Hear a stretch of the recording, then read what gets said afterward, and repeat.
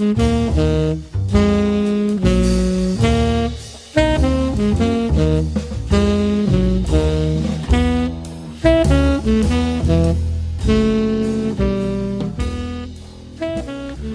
to a new edition of the Neon Jazz interview series with Netherlands-based jazz bassist, composer, and educator YURIS Te-PE. Arriving in New York in 1992 with just his bass and a suitcase, he took lessons with the great bass master Ron Carter, quickly met many musicians, and started to work quite a bit. A year later, he made his first CD. He talked about all of this and his newest 2019 CD and a great book included with it called In the Spirit of Rashied Ali. The free jazz and avant-garde drummer, best known for playing with John Coltrane in the last years of his life, was a member of the Rashied Ali Quintet for 9 years, an experience that changed his vision on music.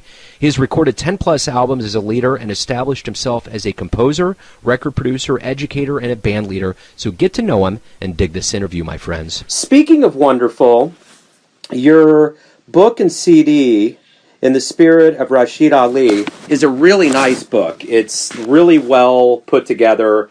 And my first question to you is this.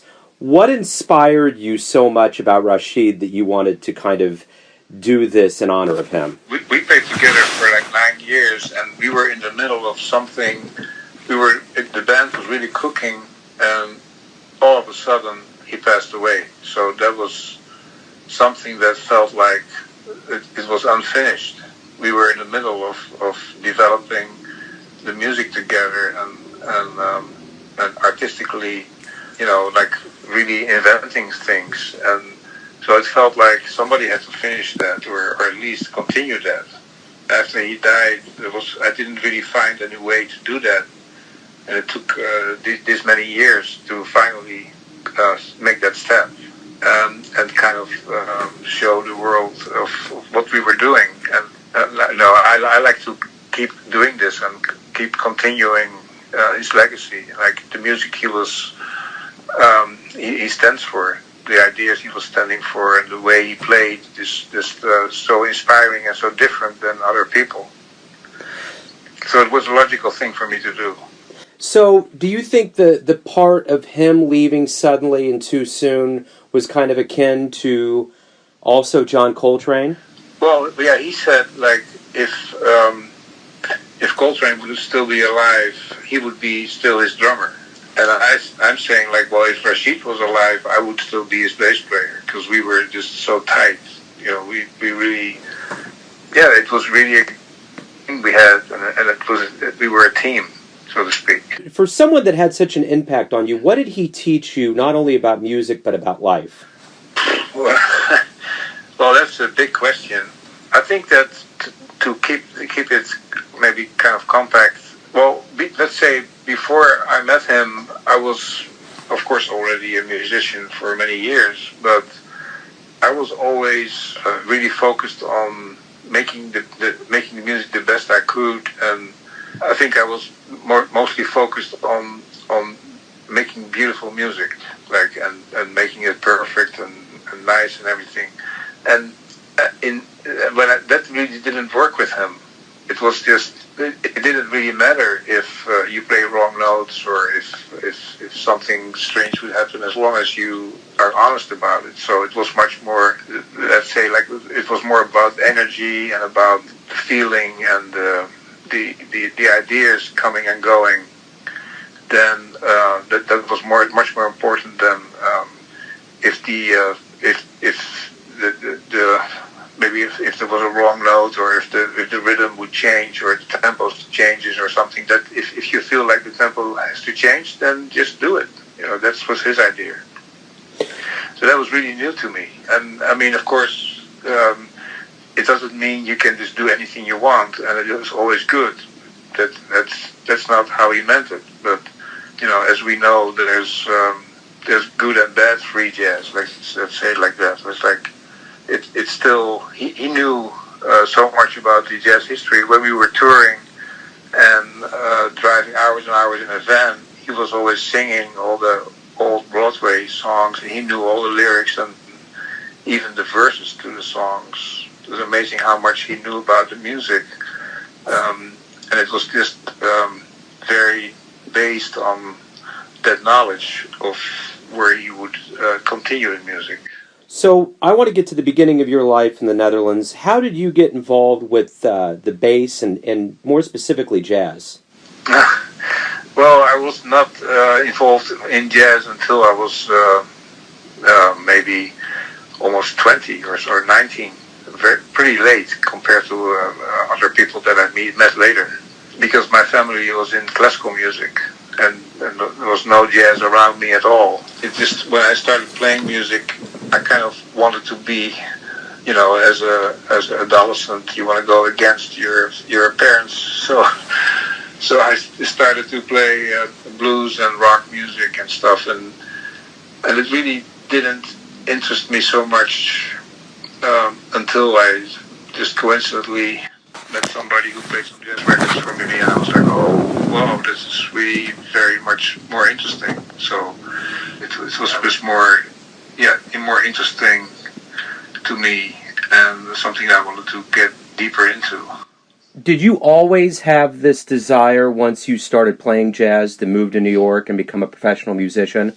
Becoming a professional musician, there was no doubt from the start that I wanted to do that. That was really, like, after maybe playing a couple of years, I was like, oh, this is what I want to do. It was from that moment on, I knew that this is what I'm going to do with my life. So that was a very nice feeling, actually, because so many friends around me in school, they had no idea, and they just went to do whatever, and then changed a couple of years later to something else. And I always had a very clear focus that this was what I wanted. But the second part, like going to New York, that was not really an intentional thing that I did. I mean, I graduated from college, music college, of course, in the Netherlands, and just got a scholarship to go to New York for a few months. I stayed.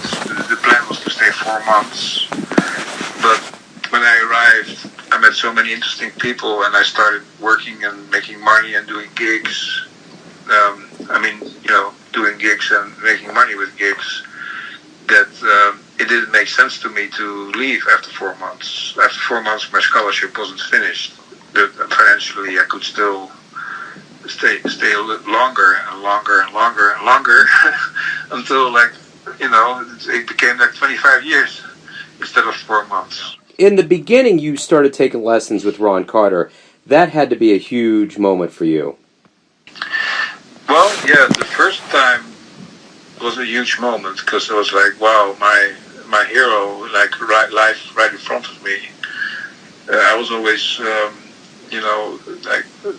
since I played bass, I looked up to him and Ray Brown as two of my heroes, and Paul Chambers, of course, but he wasn't alive at that time. The lessons were, the lessons, we didn't click so much personally. It didn't really. I mean, I was very impressed by the fact that I met him and that I could ask him questions, but we didn't have a real click as persons. So, it didn't last very long.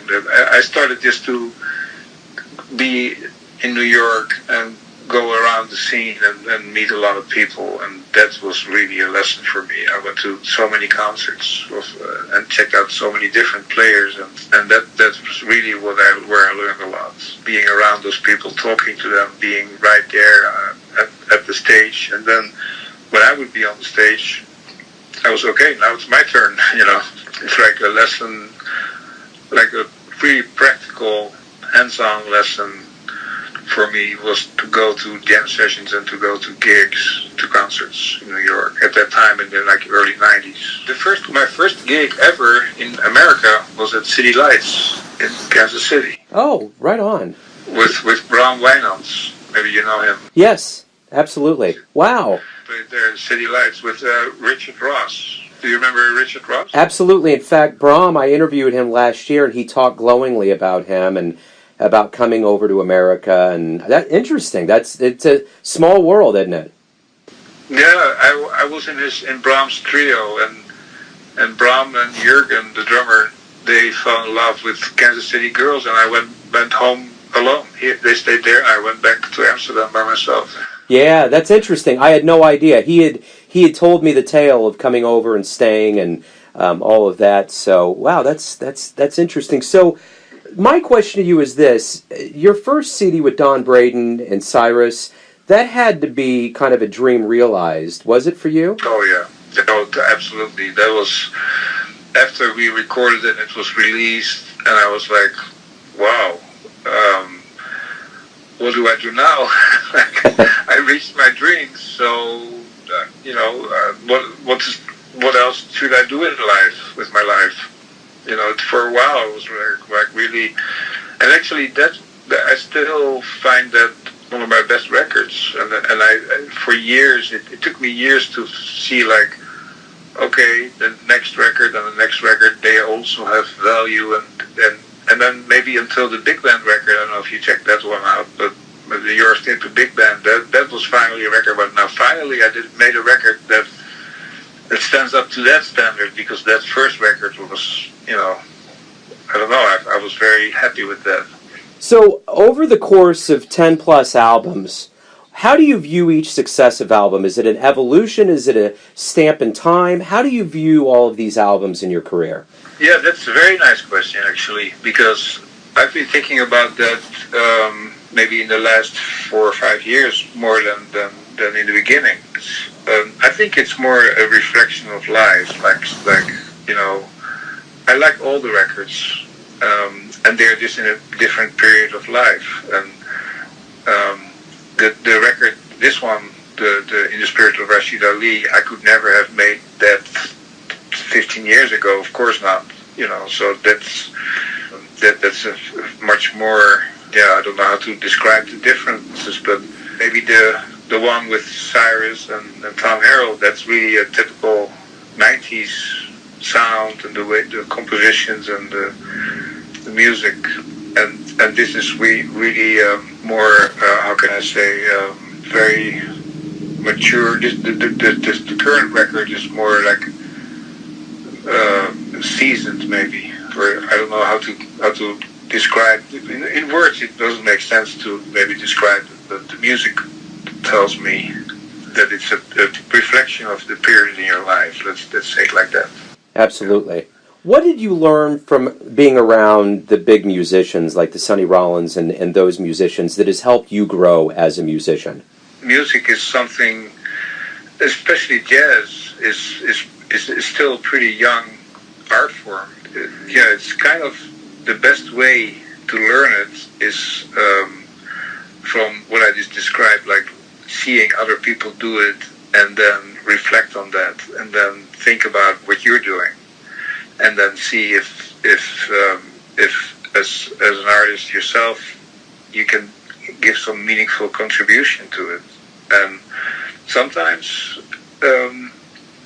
maybe it takes a little while just to you play gigs and concerts and with a lot of people, and then of course this is all meaningful, but to make a record like with a meaningful statement, that's something that kind of, it's almost like you give birth to a baby or something like that. It's like it's something that is kind of maybe not really intentional, but it just happens, and then it's a lucky shot, and everything comes together, like as far as your artistic decisions that you make to shape it.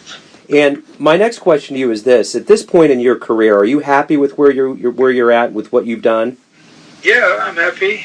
There's always that there's so much more that I want to do that it almost feels like I'm worried if I'm already in my 50s, and I hope I have enough years to keep doing this, because there's so much more that I want to do, and that needs time. That's one thing. The other thing is that I feel great because I feel very fortunate that I've been doing it, what I've did this so far.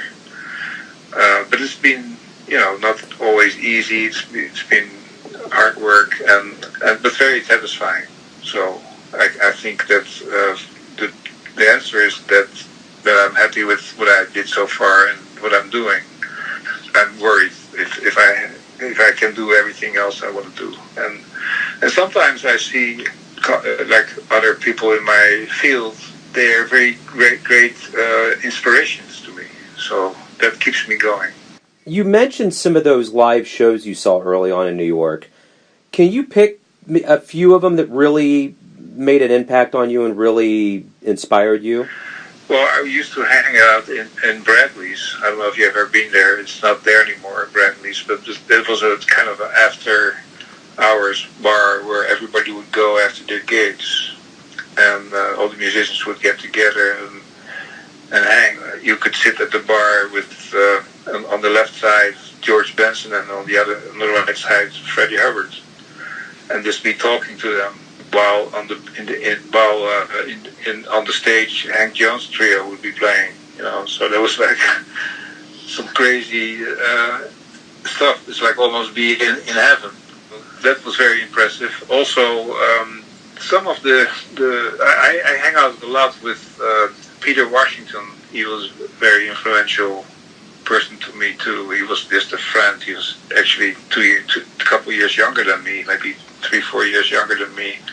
So inspiring and such a great musician and nice guy. So I went a lot, hang out with him a lot, went to his gigs and met a lot of people through him. And then of course the people that I started playing with, such as Don Braden and people like that. So Peter Bernstein, we were all young and we are inspirational to each other. You've dedicated your life to jazz, and I want to know very simply, why do you love jazz? Because it swings and it makes me happy. Yeah, it inspires me. It gives life to me, and I don't know how to live without jazz actually. Although one thing maybe that changed my life too was I have one son. He's born. He's only 8 years old, and when he was born, I was like, wow, now there's somebody else on this planet that's more important than me, and whatever I do and whatever, it's like such a miracle, like life, human life, maybe. So, I mean, I validate that jazz is as important as it is. There's other things in life that are important too. So, if you at your age right now would run into yourself prior to the first gig you had in Kansas City, and you could tell yourself and give yourself advice, what would you say to yourself? Well, I think I would encourage myself, like, wow, you're doing, you're well on your way, and well, maybe in the first part of my career, like I said before, I was more concerned about doing everything right and studying everything to make sure I did everything right, and now that I'm older, I'm much more thinking about doing everything with making everything meaningful. And whatever you do, do it meaningful. So maybe I could give myself that advice. Yeah, absolutely. That's a very nice question. Well, everything's going to come down to this. I got one more question for you, and it's this. Okay. Everyone in your life has a perception or an interpretation of you, your family, your friends, and your fans, but you know who you are. So tell me, who do you think you are? I have enough confidence in myself to know that I have something to say and some message to contribute to this art form and to the world. And on the other hand, I'm very much, I could never do this without the inspiration and the lessons I learned from the people around me, such as Rashied and even like colleagues of my age, like Don Braden and Kevin Hayes and Pete Bernstein, people like that I met throughout my career, and still meeting, and even learning from students and from younger people how their attitude is. So yeah, and I think that it's maybe it's a road that I feel I'm on, and I'm not in the beginning of the road, but I'm certainly not at the end of the road. So there's still a lot to learn, and a lot of stuff that I don't know yet. I don't do it right yet, and I still fight to going and make things better, and never be satisfied and laid back. That's perfect. That's a great answer. That's a great way to wrap everything up. Joris, thank you for taking some time out to talk about the latest album and your life in jazz, man. I appreciate it. Well, I appreciate you calling me. That's really nice. Thanks for listening and tuning in to yet another Neon Jazz interview, where we give you a bit of insight into the finest players in the Netherlands, Kansas City, and spots all over the world, giving fans all that jazz. And thanks to Joris for his time, his music, and his stories. If you want to hear more interviews, go to Famous Interviews with Joe Domino on the iTunes Store. Visit neonjazz at youtube.com, and for everything Neon Jazz, go to the neonjazz.blogspot.com. Until next time, enjoy the jazz, my friends.